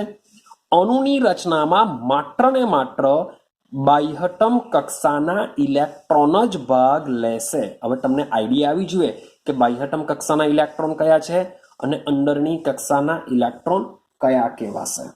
ક્લિયર છે? જે આપણે વારંવાર સમજાવેલું છે. ચેપ્ટર નંબર 3 બી સમજાવ્યું, સાથે સાથે હમણાં પણ સમજાવેલું છે. ચાલો હવે આગળ જો. હવે વૈજ્ઞાનિક છે આપણો લુઈસ. તો આ લુઈસે સંયોજકતા અથવા તો બાહ્યતમ કક્ષાના જે ઇલેક્ટ્રોન છે એ ઇલેક્ટ્રોનને દર્શાવવા સંજ્ઞાનો ઉપયોગ કર્યો. લુઈસે સંયોજકતા ઇલેક્ટ્રોન છે, કારણ કે પરમાણુ હશે તો પરમાણુમાં ઇલેક્ટ્રોન હોવાના જ, અને એમાં એ ઇલેક્ટ્રોનમાંથી કેટલા ઇલેક્ટ્રોન સંયોજકતા કક્ષાના હશે જ. તો લુઈસે સંયોજકતા ઇલેક્ટ્રોનને દર્શાવવા માટે શાની રચના કરી? સંજ્ઞાની રચના કરી, જેને કહેવામાં આવે છે લુઈસ સંજ્ઞા. યાર એકદમ સિમ્પલ છે કે પહેલી મેં વાત એવી કરી કે જ્યારે પણ અણુ બનશે, બે પરમાણુ ભેગા થઈને કે બે કરતાં વધારે પરમાણુ ભેગા થઈને જે અણુ બનતા હોય છે એ અણુની રચનામાં માત્ર ને માત્ર બાહ્યતમ કક્ષા અથવા તો સંયોજકતા કક્ષાના ઇલેક્ટ્રોન જ ભાગ લેશે. મેં તમને સોડિયમનું એક્ઝામ્પલ આપ્યું કે સોડિયમની બાહ્યતમ કક્ષામાં એક ઇલેક્ટ્રોન હોય છે, તો આ એક જ ઇલેક્ટ્રોન બંધ બનાવવા માટે ભાગ લઈ શકે. અંદરના જે 10 ઇલેક્ટ્રોન છે એ ભાગ લઈ શકતા નથી. તો આ જે બાહ્યતમ કક્ષાના ઇલેક્ટ્રોન છે, ભાઈ સોડિયમમાં એક છે, તમે ફ્લોરિન ચેક કરશો તો ફ્લોરિનમાં તો કેટલા હોય છે? 7 હોય છે, કારણ કે 17મો સમૂહ. 17મા સમૂહની બાહ્યતમ કક્ષામાં 7, 16મા સમૂહની બાહ્યતમ કક્ષામાં 6, 15મા સમૂહની બાહ્યતમ કક્ષામાં 5. તો આ રીતના જે બાહ્યતમ કક્ષાના ઇલેક્ટ્રોન હોય છે એ ઇલેક્ટ્રોનને દર્શાવવા માટે શાનો ઉપયોગ કર્યો? સંજ્ઞાનો ઉપયોગ કર્યો. આનો ઉપયોગ સંજ્ઞા, અને આ સંજ્ઞાને શું કહેશું આપણે? લુઈસ સંજ્ઞા કહેશું. ક્લિયર છે? ચાલો હવે સમજો આ સંજ્ઞા શું છે તેની વાત કરીએ. આપણે સમજીશું એક્ઝામ્પલ બીજા આવર્તના તત્વો માટે. આપણે શું સમજીશું કે આ સંજ્ઞા કેવી રીતના દર્શાવવામાં આવે છે તેને સમજીએ. ચાલો સમજતા જજો. સૌથી પહેલા બીજા આવર્તનું પ્રથમ તત્વ હોય છે લિથિયમ. હું માત્ર ને માત્ર સંજ્ઞા જ લખું છું. હવે સમજો, થોડુંક એક્ઝામ્પલ તમને આપું જાઉં. લિથિયમનો નંબર હોય છે 3. નંબર કેટલો હોય છે? 3 હોય છે. 3 હશે માટે એની ઇલેક્ટ્રોનની રચનામાં કોણ આવી જશે? હિલિયમ આવી જશે, એટલે કે 2 આવી ગયા. તો એની ઇલેક્ટ્રોનિક કોન્ફિગરેશનમાં શું થશે? 2s1. તો બાહ્યતમ કક્ષામાં ઇલેક્ટ્રોન કેટલા થઈ ગયા? 1 જ થઈ ગયા. માટે બાહ્યતમ કક્ષામાં 1 જ ઇલેક્ટ્રોન હોવાથી લિથિયમની આજુબાજુ કશેર પણ, આ ટોનને હું કરી નાખું છું, લિથિયમની આજુબાજુ કશેર પણ તમારે શું કરવાનું છે? એની નજીક એક ટપકું મૂકવાનું છે. આ એક ટપકાનો મતલબ શું થાય? કે લિથિયમની બાહ્યતમ કક્ષામાં 1 ઇલેક્ટ્રોન છે, લિથિયમની સંયોજકતા કક્ષામાં 1 ઇલેક્ટ્રોન છે, આવું આ દર્શાવશે. સેમ લિથિયમની બાજુમાં લઈ લઈએ બેરિલિયમ. હવે તમે વિચારો કે બેરિલિયમનો નંબર છે 4, એટલે કે હિલિયમ આવી જવાનો અંદરની કક્ષામાં. તો થઈ ગયું 2s2. તો બેરિલિયમની બાહ્યતમ કક્ષામાં 2 ઇલેક્ટ્રોન છે. તો આ 2 ઇલેક્ટ્રોનને તમે કશેર પણ લખી શકો.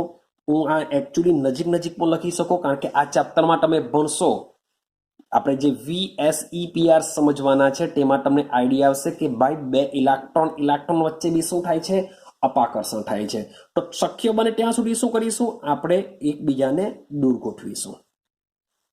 તમે એમ તો નજીક બી ગોઠવી દેશો તો બી કોઈ પ્રોબ્લેમ નથી. તો બી લુઈસ સંજ્ઞા પ્રમાણે એ સાચું જ કહેવાશે. કેમ? કારણ કે VSEPR સિદ્ધાંતો એકચ્યુઅલી કોસેલ લુઈસ અભિગમ શોધાઈ ગયા બાદ આવેલો હતો. તે સમયે લુઈસ પાસે એવી ઇન્ફોર્મેશન નહીં હતી કે સંયોજકતા ઇલેક્ટ્રોનને આ રીતના ગોઠવા તો ભાઈ રિપલ્શન બી થઈ શકે છે. માટે ટેન્શન નહીં લેતા, તમે ગોઠવી શકો છો. ચાલો બેરિલિયમની બાજુમાં જઈએ બોરોન. બોરોનનો નંબર હોય છે 5. હવે 5 નંબર હોય છે તો વિચારો 2, 3, એટલે કે 2 એટલે કોણ? હિલિયમના 2 ઇલેક્ટ્રોન. 3 એટલે એની બાહ્યતમ કક્ષા. માટે બાહ્યતમ કક્ષામાં જે 3 ઇલેક્ટ્રોન છે આપણે આ રીતના તમે ગોઠવી શકો છો. ભાઈ આને તમારે અહીંયા ગોઠવવો હોય તો બી ચાલશે, કંઈ ફરક નહીં પડશે. એની આજુબાજુ 3 ટપકા તમારે મૂકવાના હોય છે. ચલો બોરોન પછી જઈએ કાર્બન ઉપર. ભાઈ કાર્બનનો નંબર હોય છે 6. 6 નો મતલબ થાય છે 2 ને 4, કારણ કે 2 એટલે કોણ? હિલિયમ. તો બાહ્યતમ કક્ષામાં 4 ઇલેક્ટ્રોન. તો 1, 2, 3, 4. હવે તમારે મીન્સ કે તમારે આ રીતના દર્શાવવું હોય 1, 2, 3, 4, તો પણ મેં તમને પહેલા જ કીધેલું છે ભાઈ ચાલશે, મારાથી તમને ખોટું નહીં અપાશે. કેમ? કારણ કે ભાઈ ઇલેક્ટ્રોન વચ્ચે રિપલ્શન થશે એ હજુ વાર છે, પણ લુઈસના સમયમાં મીન્સ કે આ રીતના સંજ્ઞા દર્શાવવામાં આવતી હતી. પણ મોટે ભાગે આખું ચેપ્ટર ભણાઈ ગયા બાદ આપણે આ રીતના ઉપયોગ કરીએ છીએ. પણ આઈ હોપ સો કે તમે બી આ રીતના જ કરો એટલે પ્રોબ્લેમ નહીં આવશે. તો કાર્બન માટે શું કરીશું? આ રીતના 4 ટપકા મૂકીશું. ચલો વાત કરીએ નાઇટ્રોજન. નાઇટ્રોજનનો નંબર હોય છે 7. 7 નંબર એટલે કે 2 ને 5. તો હવે સમજો કે એની આજુબાજુ કેટલા ટપકા છે? 5. તો 5 ને ભાઈ આ રીતના દર્શાવેલા જ છે, 1, 2, 3, 4, 5. આઈડિયા આવે છે? તો તમે આ રીતના બી એને દર્શાવી શકો છો, કોઈ ખોટું નહીં આપી શકે. નાઇટ્રોજનની બાજુમાં જઈએ ઓક્સિજન. ઓક્સિજનનો નંબર હોય છે 8. 8 નંબર એટલે કે 2 અને 6. તો 2 તો અંદરની કક્ષાને, તો બાહ્યતમ કક્ષામાં 6 ઇલેક્ટ્રોનને 1, 2, 3, 4, 5 6 આ રીતના આપણે 6 ટપકા મૂકીને એની બાહ્યતમ કક્ષાના ઇલેક્ટ્રોનને દર્શાવી શકીએ છીએ. એ જ રીતના ચેક કરીએ ફ્લોરિન. તો વિચારો ફ્લોરિનની આજુબાજુ બોલો કેટલા ટપકા આવશે? તો ફ્લોરિનની આજુબાજુ આવશે 7 ટપકા. તો ભાઈ 1 2 3 4 5 6 7. તો આ રીતના ફ્લોરિનની આજુબાજુ 7 ટપકા. ને લાસ્ટમાં વાત કરીએ નિયોન. ભાઈ નિયોનમાં 2 8 મીન્સ કે નિષ્ક્રિય હોય છે, માટે આજુબાજુ કેટલા ટપકા આવશે? 8. સમજી લેજો 8 ટપકા છે. તો આ રીતના લુઈસે સંજ્ઞા આપી કે જે પણ તત્વ હશે એ તત્વની સંજ્ઞાની આજુબાજુ એની બાહ્યતમ કક્ષામાં રહેલા ઇલેક્ટ્રોનની સંખ્યાને ટપકા સ્વરૂપે દર્શાવવામાં આવે છે. અને શું કહેવામાં આવે છે? લુઈસ સંજ્ઞા કહેવામાં આવે છે. એકદમ સિમ્પલ છે, આવડવું જ જોઈએ. કરવાનું કંઈ નથી, ખાલી કોઈ પણ પરમાણુ હોય તો એ પરમાણુની બાહ્યતમ કક્ષામાં જેટલા પણ ઇલેક્ટ્રોન આવેલા હોય એ ઇલેક્ટ્રોનની સંખ્યાને આપણે ટપકા સ્વરૂપે દર્શાવવાનું છે. રેડી?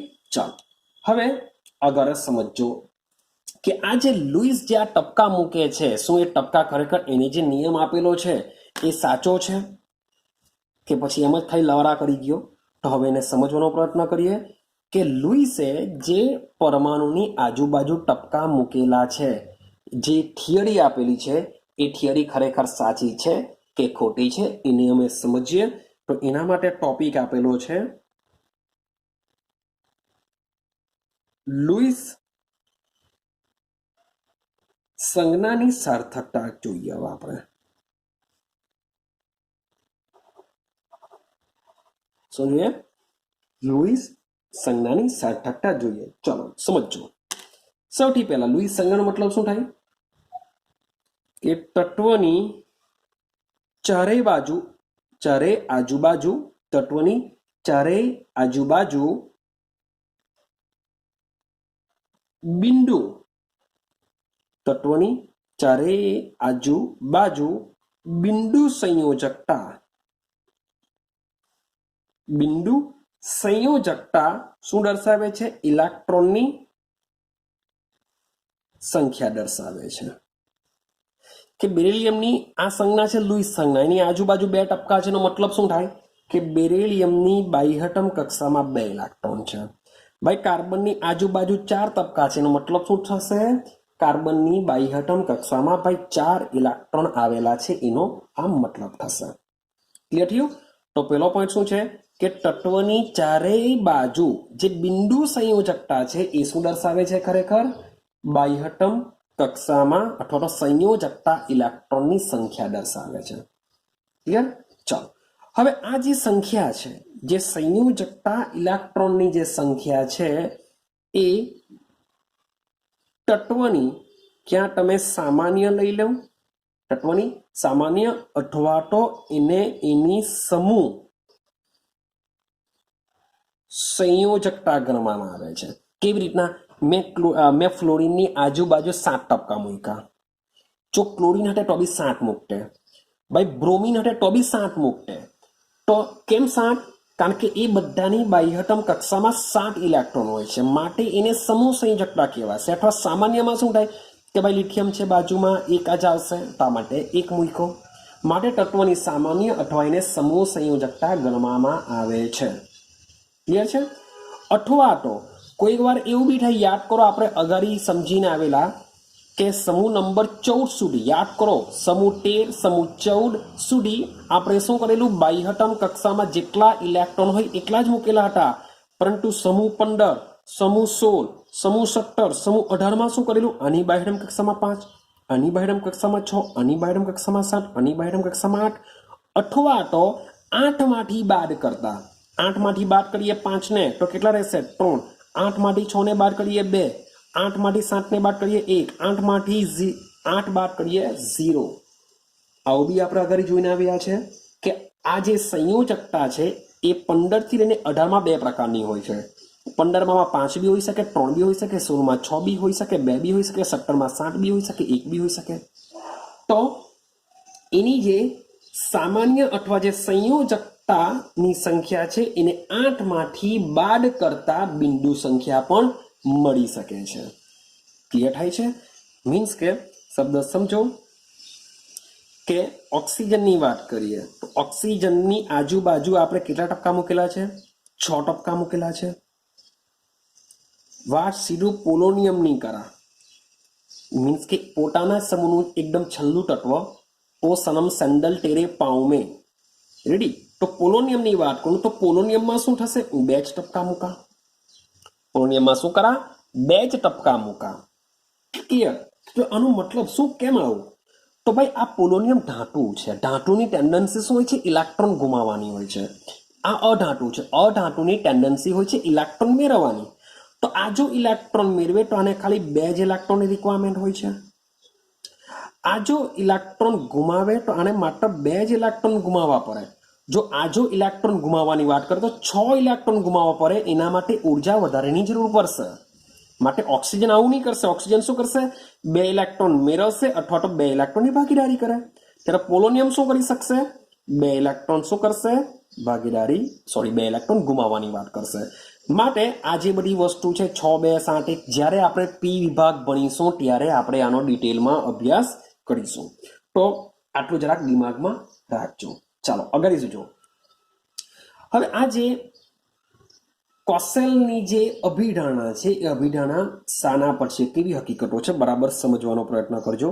પહેલો પોઈન્ટ કે આપણું જે આવર્ત કોષ્ટક છે,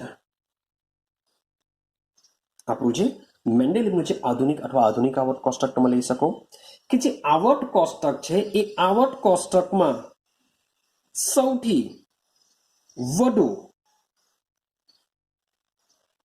વિદ્યુત ઋણ, સૌથી વધુ વિદ્યુત ઋણ કોણ છે? હેલોજન છે. આખા આવર્ત કોષ્ટકમાં સૌથી વધુ વિદ્યુત ઋણમયતા ધરાવતો હોય તો હેલોજન્સ. મીન્સ કે ફ્લોરિન ચેક કરો. ફ્લોરિનની વિદ્યુત ઋણતા ભાઈ પાઉલિંગે 4 સ્વીકારી લીધેલી હતી અને એનો ઉપયોગ કરીને અન્ય તત્વોની શોધી હતી. માટે સૌથી વધુ વિદ્યુત ઋણ કોણ છે? હેલોજન છે. રેડી? અને સૌથી વધુ વિદ્યુત ધન, સૌથી વધુ વિદ્યુત ધન તો ભાઈ સમૂહ નંબર 1. સમૂહ નંબર 1 એટલે કોણ? આપણી આલ્કલી ધાતુઓ છે. હા કે ના? તો આ છે સમૂહ 17 ની અંદર, આ છે સમૂહ 1 ની અંદર.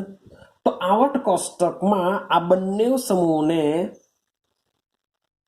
ઉમદા વાયુથી અલગ મૂકેલા છે. ભાઈ રાખેલા જ છે કે આ સમૂહ 1 માં છે ને પેલું સમૂહ 17. ચાલો સેકન્ડ પોઈન્ટ સમજજો. હવે જે હેલોજન છે, જે 17માં સમૂહવાળા તત્વો છે એ હેલોજન પરમાણુ ઋણ આયન શું કરશે?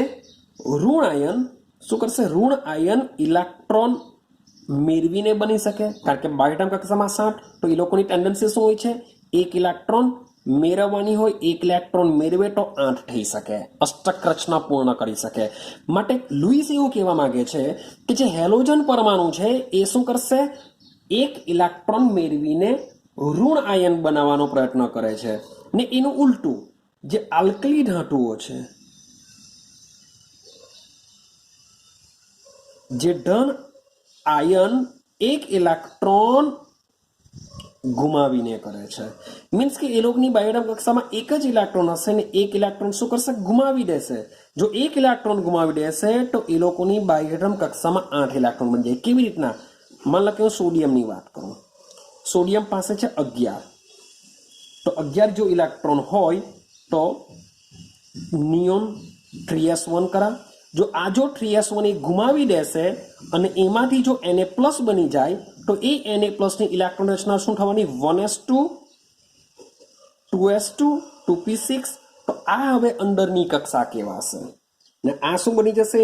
Na+ માટે બાહ્યતમ કક્ષા બની જશે કે જેમાં શું હોય છે? 8 ઇલેક્ટ્રોન હોય છે. તો હેલોજન પરમાણુ 1 ઇલેક્ટ્રોન મેળવીને ઋણ આયન બનાવવાની વાત કરશે ને આલ્કલી ધાતુઓ 1 ઇલેક્ટ્રોન ગુમાવીને ધન આયન બનાવવાની વાત કરશે. હવે હું આલ્કલાઇન અર્થ ધાતુઓ લઈ લઉં, સમૂહ 2 લઈ લઉં તો સમૂહ 2 ના તત્વો શું કરશે? 2 ઇલેક્ટ્રોન ગુમાવીને ધન આયન બનાવવાની વાત કરતા હોય છે. ક્લિયર? આ તો હું તમને વાત કરું છું ખાલી. ચાલો અગાડી જોજો. ચાલો, આ રીતના શું થયું? ઋણાયન બની શકે, ધનાયન બની શકે. તો આ રીતે બનેલા જે ઋણાયન અને જે ધન આયન છે એ ધન આયનો તમે બંનેની ઇલેક્ટ્રોનિક કોન્ફિગરેશન ચેક કરશો તે કોના જેવી હોય છે? ઉમદા વાયુ જેવી હોય છે. કોના જેવી હોય છે? ઉમદા વાયુ જેવી હોય છે. ને આ ઉમદા વાયુ જેવી ઇલેક્ટ્રોનની રચનામાં તેની જે બાહ્યતમ કક્ષા છે એ બાહ્યતમ કક્ષામાં કોમન ઇલેક્ટ્રોનની રચના NH2NP6 હોય છે. ચક્રમાં 2s2p6. આ તો ખાલી સોડિયમ માટે છે. હવે રૂબિડિયમ માટે વાત કરો તો રૂબિડિયમમાં 2s2p6 નથી આવવાનું. એનો મુખ્ય ક્વોન્ટમ આંક શું થશે? વધી જશે. ક્લિયર થાય છે? માટે કોમન લખેલું છે કે જ્યારે પણ આ રીતના ધનાયન કે ઋણાયન બનશે ત્યારે તેઓ ઉમદા વાયુ જેવી ઇલેક્ટ્રોનિક કોન્ફિગરેશન NH2NP6 પ્રાપ્ત કરે કે જેની બાહ્યતમ કક્ષામાં કેટલા ઇલેક્ટ્રોન હોય છે? 8 ઇલેક્ટ્રોન હોય છે. પેલા સમઘનના 8 ખૂણા જેવું, કે જે શું કરી શકે છે? સ્થાયી બની શકે છે. અને આ રીતે સ્થાયી બનેલા આયનો, શબ્દ બોલું છું, સ્થાયી બનેલા આયનો એટલે કોણ? Na+ અને Cl- એવી રીતના કોઈ બીજા બી હોઈ શકે. તો આ રીતના સ્થાયી બનેલા ધન અને જે ઋણ આયનો છે એ એક, ચાલો ભાઈ, પ્લસ અને માઇનસ છે તો શું થવાનું? આકર્ષણ થશે. ને આકર્ષણ થઈને તેઓ શું કરી દેશે? બંધની રચના કરે છે. તેઓ એકબીજા સાથે સ્થાયી આકર્ષણ બળથી જોડાઈને બંધ બનાવી દેશે. તો આપણે સમજવાનો પ્રયત્ન કરીએ કે ખરેખર શું થાય છે. ચાલો આપણે એક્ઝામ્પલ તરીકે NaCl લઈએ કે NaCl કેવી રીતના બનશે સમજો. કે માન લો કે મારી પાસે Na છે, સોડિયમ છે. આ સોડિયમ શું કરશે ભાઈ? એને જો કોઈની સાથે જોડાવવું હોય તો એની બાહ્યતમ કક્ષામાં 1 ઇલેક્ટ્રોન હોય છે. 1 ઇલેક્ટ્રોન શું કરવો પડશે? ગુમાવવો પડશે. જો 1 ઇલેક્ટ્રોન જો ગુમાવી દે તો બનશે Na+, પ્લસ ઇલેક્ટ્રોન. તો એની જો ઇલેક્ટ્રોનિક કોન્ફિગરેશનની વાત કરું તો અંદરની કક્ષામાં કોણ આવશે? નિયોન આવશે. બહારની કક્ષામાં આવશે 3s1. પણ Na+ ની જો વાત કરું તો Na+ ની ઇલેક્ટ્રોનિક રચનામાં શું આવશે? નિયોન આવશે. અથવા જો હજુ બી ડિટેલમાં જોવું હોય તો હિલિયમ 2s2 2p6 એટલે કે Na+ ની બાહ્યતમ કક્ષામાં કેટલા હોય છે? 8 ઇલેક્ટ્રોન હોય છે, જે સ્થાયી ઇલેક્ટ્રોનની રચના ધરાવતા હોય છે. સેમ આગળ જો વાત કરો Cl. હવે Cl ની તમે બાહ્યતમ કક્ષાની જો વાત કરીએ તો શું થશે? Neon 3s2 3p5. તો આ કોની રચના છે? Cl ની છે. એટલે કે બાહ્યતમ કક્ષામાં 7 ઇલેક્ટ્રોન છે. જો 1 ઇલેક્ટ્રોન મેળવવાની જ વાત કરશે ને મેળવી લે તો બની જશે Cl-. તો એની ઇલેક્ટ્રોનિક કોન્ફિગરેશનમાં કોણ આવી જશે? આર્ગોન આવી જશે. કોણ આવી જશે? આર્ગોન આવી જશે. જો આને જો બરાબર રીતના લખું તો નિયોન 3s2 3p6 જો બાહ્યતમ કક્ષામાં 8 ઇલેક્ટ્રોન થઈ ગયા. આની બાહ્યતમ કક્ષામાં બી કેટલા ઇલેક્ટ્રોન કહેવાશે? 8 ઇલેક્ટ્રોન કહેવાય. તો આ જે Na+ અને જે Cl- છે એ બંને શું થઈ ગયેલા કહેવાય? સ્થાયી થઈ ગયેલા કહેવાશે. સ્થાયી થઈ જાય તો હવે શું કરશે કે આ જે Na+ છે અને Cl- છે એકબીજા સાથે સ્થિર વિદ્યુત આકર્ષણ બળ દ્વારા જોડાશે અને બનાવી દેશે NaCl. શું બનાવશે? NaCl, કે જેમાં Na+ અને Cl- આયનો હોય છે. ઉતરે છે કઈ દિમાગમાં? ચાલો એવી જ રીતના માન લો કે હું સેકન્ડ એક્ઝામ્પલ સેટ કરું. માન લો કે હું સેકન્ડ એક્ઝામ્પલમાં લેવું છું CaCl2. જે મેં NaCl લીધો. હવે CaCl2 લઈએ મીન્સ કે તમે MgCl2 લઈ શકો, MgBr2, વોટ એવર જે લેવો તે લેવો, પણ બધામાં આ રીતનું જ કરવાનું છે. તો વાત કરીએ કેલ્શિયમ. પહેલા તો કેલ્શિયમનો નંબર કેટલો હોય છે તમને ખબર હોય છે કે 20. હવે 20માં એની ઇલેક્ટ્રોનિક કોન્ફિગરેશન હશે આર્ગોન. આર્ગોન સુધી ભરાઈ ગયું. Helium, neon, argon. તો બાજુમાં આવશે 4s. આ ભૂલ થવી નહીં જોઈએ. એટલે કે આર્ગોન લખશે ને બાજુમાં 3s2 લખશે, એ ખોટું કહેવાશે.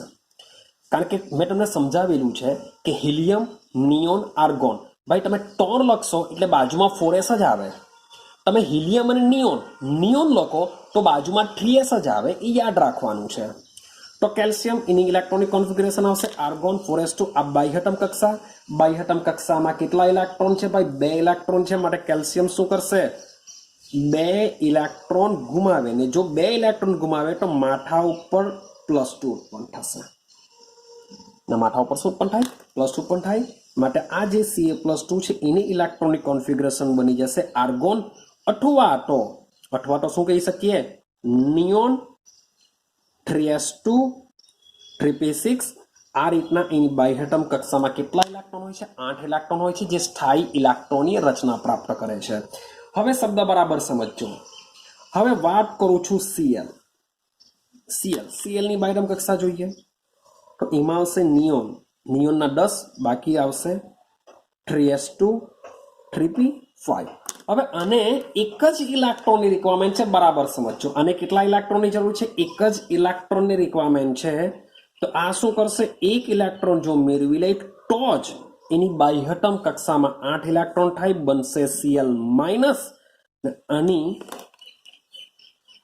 અંદર આપણે લખી શકીએ નિયોન 3s2 3p6 જો બાહ્યતમ કક્ષામાં 8 ઇલેક્ટ્રોન થઈ ગયા એટલે કે સ્થાયી ઇલેક્ટ્રોન રચના મેળવી લીધી અને આ ખરેખર કહેવાશે કોણ આર્ગોન તો જો ચેક કરો બંને વચ્ચે શું બની ગયા નિષ્ક્રિય વાયુ જેવા બની ગયા મેં હું એમ નથી કહ્યું કે બંનેમાં આર્ગોન હોય તો જ થાય બંને નિષ્ક્રિય વાયુ જેવી રચના પ્રાપ્ત કરતા હોવા જોઈએ એ ભલે હિલિયમ હોય કે ભલે પછી ઝેનોન હોય આઈડિયા આવે છે હું શું સમજાવવા માંગુ હું એમ નથી સમજાવતો કે ભાઈ કેલ્શિયમમાં બી આર્ગોન બન્યો ક્લોરીનમાં બી આર્ગોન બન્યો આ આર્ગોન બન્યા માટે જ એ લોકો જોડાઈ શકે હું એવી વાત નથી કરતો હું વાત એવી કરું છું કે જ્યારે પણ એ ઇલેક્ટ્રોન ગુમાવે છે ઇલેક્ટ્રોન મેળવે છે ત્યારે નિષ્ક્રિય વાયુ જેવી રચના પ્રાપ્ત કરવી જોઈએ અથવા તો બાહ્યતમ કોષમાં 8 ઇલેક્ટ્રોન થવા જોઈએ બસ ક્લિયર ચલો હવે સમજો શું થશે હવે મજાની વાત છે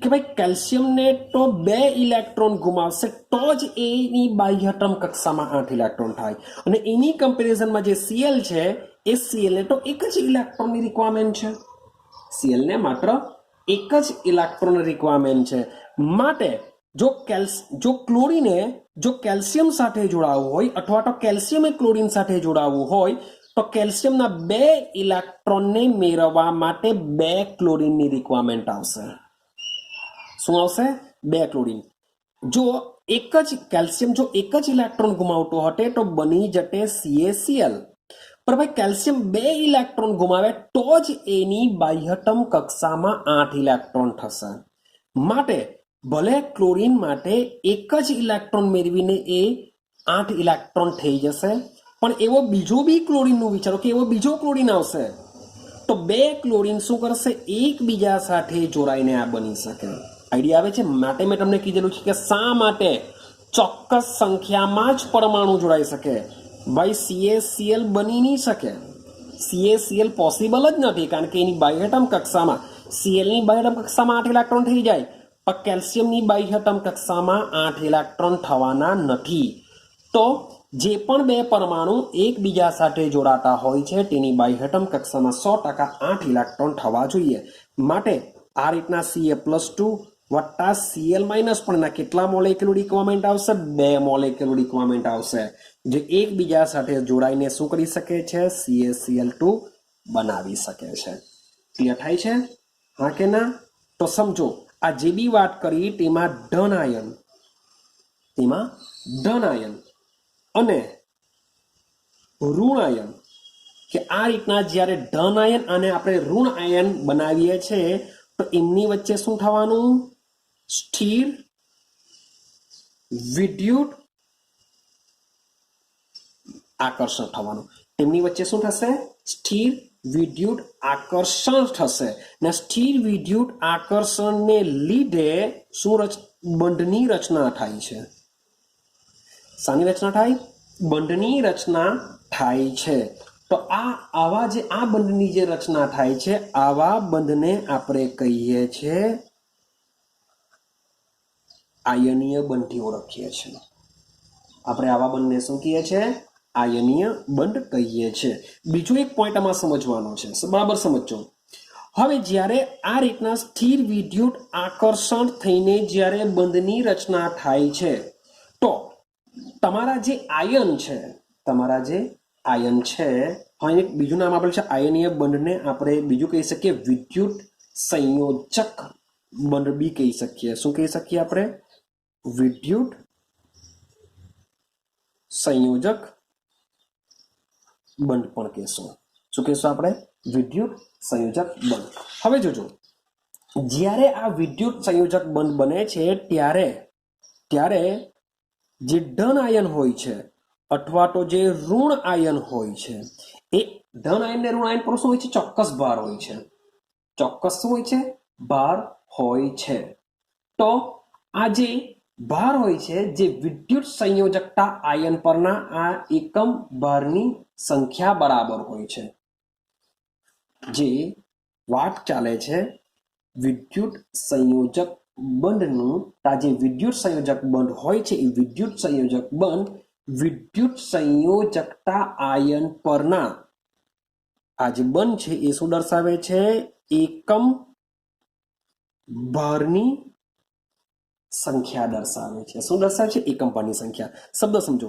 મેં તમને એક્ઝામ્પલ આપ્યું CaCl2 નું. તો CaCl2 માં શું થાય કે આ જે આના પગમાં છે એ આપણે Ca+2 માં સમજીએ, અહીંયા કઈ નથી એટલે Cl- સમજીએ છે, હા કે ના? પણ હવે આની સંખ્યા 2 છે એટલે આપણે અહીંયા 2 લખીએ છીએ, અથવા તો અહીંયા +2 વીજભાર હોય તો અહીંયા -2 થવું જોઈએ, એટલે આખું સંયોજન તમારું વીજભારની દ્રષ્ટિએ તટસ્થ બનવું જ જોઈએ. તો અહીંયા એકમ ભારની કેલ્શિયમ ઉપર એકમ ભારની સંખ્યા કેટલી છે? ભાઈ +2 છે. એકમ ભાર આપણે કેટલો કહેશું? એકમ ભાર કેટલો છે? 2 વડે નિર્દેશિત કરીએ છીએ. તો જે કેલ્શિયમ છે, કેલ્શિયમની આપણે એમ કે કેલ્શિયમની વિદ્યુત સંયોજકતા કેટલી? વિદ્યુત સંયોજકતા કેટલી? તો ભાઈ 2. કેલ્શિયમની વિદ્યુત સંયોજકતા કેટલી? તો 2. હવે વાત કરીએ ક્લોરીન. તો ભાઈ ક્લોરીનની વિદ્યુત સંયોજકતા કેટલી? તો ભાઈ 1. ભાઈ યાદ રાખજો, 2 નહીં લખતા, માત્ર વાત ચાલે છે ક્લોરીનની. તો ક્લોરીનની વિદ્યુત સંયોજકતા કેટલી હોય છે? 1 હોય છે. ક્લિયર? મતલબ કે એક્ઝામ્પલ લઈ લઉં NaCl. તો NaCl માં Na+ અને Cl- હોય છે. તો Na ની વિદ્યુત સંયોજકતા કેટલી? 1. Cl ની વિદ્યુત સંયોજકતા કેટલી? 1. કેમ? કારણ કે એના પર ભાર કેટલો છે? 1 જ છે. માન લો કે મારી પાસે વાત કરું PO4 - 3, તો ફોસ્ફેટ આયનની વિદ્યુત સંયોજકતા કેટલી? ભાઈ 3 આવશે, કારણ કે એના પર -3 છે. માન લો કે Al ની વાત કરું, Al+3 છે, તો Al ની વિદ્યુત સંયોજકતા કેટલી? તો ભાઈ +3, કારણ કે એના પર +3 છે. તો આ રીતના એની શું હોય છે? વિદ્યુત સંયોજકતા હોય છે. રેડી? તો કોસેલ લુઈસે શું કર્યું? Sorry for that. કોસેલે આ રીતની જે અભિધારણાઓ કરી, કોસેલે શું કરી? અભિધારણાઓ કરીને આ જે અભિધારણાઓ છે એ ઇલેક્ટ્રોનના હેરફેર સાથે સંકળાયેલી છે, કે એક ઇલેક્ટ્રોન આપશે, બીજો મેળવશે, એટલે ટોટલી ઇલેક્ટ્રોનની શું થાય છે? હેરફેર થાય છે. અને આ હેરફેર દ્વારા જે આયન રચાય છે, આ હેરફેર દ્વારા શું રચાશે? આયનની રચના થશે, એટલે કે પ્લસ બનશે, માઇનસ બનશે. અને આ આયનીય રચના દ્વારા એમણે આયનીય સ્ફટિક, આયનીય સ્ફટિક સંયોજનો, તો આયનીય સ્ફટિક સંયોજનો વિશેનો ખ્યાલ પૂરો પાડ્યો હતો, કે આ 2 આયનો ભેગા થઈને આયનીય બંધ રચાય છે. આ આયનીય બંધ શામાં રચાશે? સ્ફટિક સંયોજનોની અંદર રચાય છે. એટલે કે એમણે સ્ફટિક સંયોજનો વિશેની સમજણ પાડી હતી. તો આ જે સ્ફટિક સંયોજનો છે એને સમજવા માટે આ જે કોસેલની જે અભિધારણાઓ છે એ અભિધારણાઓ તે સમયમાં ખૂબ જ ઉપયોગી નીવડી હતી. અને જે મોટા ભાગના બધા જ જે સ્ફટિક સંયોજનો છે એ સ્ફટિક સંયોજનો કોસેલ લુઈસના આ અભિગમને ભાઈ સમજાવે છે. મીન્સ કે તમારે જો સ્ફટિક સંયોજનો વિશે સમજવું હોય તો તમારે શું કરવું પડશે? કોસેલ લુઈસ અભિગમને બરાબર એનો ઉપયોગ તમારે કરવો જ પડશે. તો આ છે તમારો જે કોસેલ જે કહેવા માંગે છે એ કોસેલની આ બધી અભિધારણાઓ. કારણ કે મેં પહેલા કીધેલું છે કે મોટે ભાગે બંનેના કન્સેપ્ટ સેમ હતા, પણ બંનેએ શું કરેલું છે, સ્વતંત્ર રીતે અભિધારણાઓ આપેલી છે. તો આ બધું જે સમજાવેલું છે એ સમજાવેલું છે કોસેલ દ્વારા. લુઈસે શું કરેલું છે, સંયોજકતા ઇલેક્ટ્રોનને પરમાણુની આજુબાજુ ટપકા સ્વરૂપે દર્શાવેલું છે ને એ બંનેનો ઉપયોગ કરીને આપણે આખું ચેપ્ટર સમજવાનું હોય છે. તો ક્લિયર છે. તો આજે આપણો જે આ પહેલો પોઈન્ટ છે એ પોઈન્ટમાં આપણે કોસેલ લુઈસ વિશે થોડી ઘણી ઇન્ફોર્મેશન મેળવેલી છે. મીન્સ કે કોસેલ લુઈસને સમજવું હોય તો આજનો આ જે વિડીયો છે એ વિડીયોને વારંવાર જોવો અને સમજવાનો પ્રયત્ન કરો કે કોસેલ લુઈસ શું કહેવા માંગે છે. હજુ પણ કોસેલ લુઈસ જ મીન્સ કે કન્ટિન્યુ ચાલવાનું છે, પણ પહેલાં કોસેલ લુઈસના અભિગમને બરાબર સમજવાનો પ્રયત્ન કરો. તો આઈ હોપ સો કે તમને આ શું સમજાવવા માંગે છે કોસેલ લુઈસ એ આઈડિયા આવી હોય. વિડીયોને વારંવાર જોવાનો પ્રયત્ન કરો, સમજવાનો પ્રયત્ન કરો અને આ જે વિડીયો છે કમ્પ્લીટ કરજો, કારણ કે આના પછીનો જે વિડીયો છે એનો ઉપયોગ આપણે આ વિડીયોનો ઉપયોગથી જ સમજાવીશું. તો મળીશું આપણે નેક્સ્ટ વિડીયોની અંદર. જો હજુ બી કહું સબસ્ક્રાઇબ નહીં કર્યું હોય તો સબસ્ક્રાઇબ કરી દો, લાઈક કરો, શેર કરો કે જેથી તમારા મિત્રોને પણ આ વિડીયો મળી શકે. તો મળીશું હવે આપણે નેક્સ્ટ વિડીયોની અંદર કંઈક મજાનું ઇન્ટરેસ્ટિંગ સમજવાનો પ્રયત્ન કરશું કોસેલ લુઈસ અભિગમને. તો રાહ જુઓ, વેટ એન્ડ વોચ કરો. મળીશું આપણે નેક્સ્ટ વિડીયોની અંદર.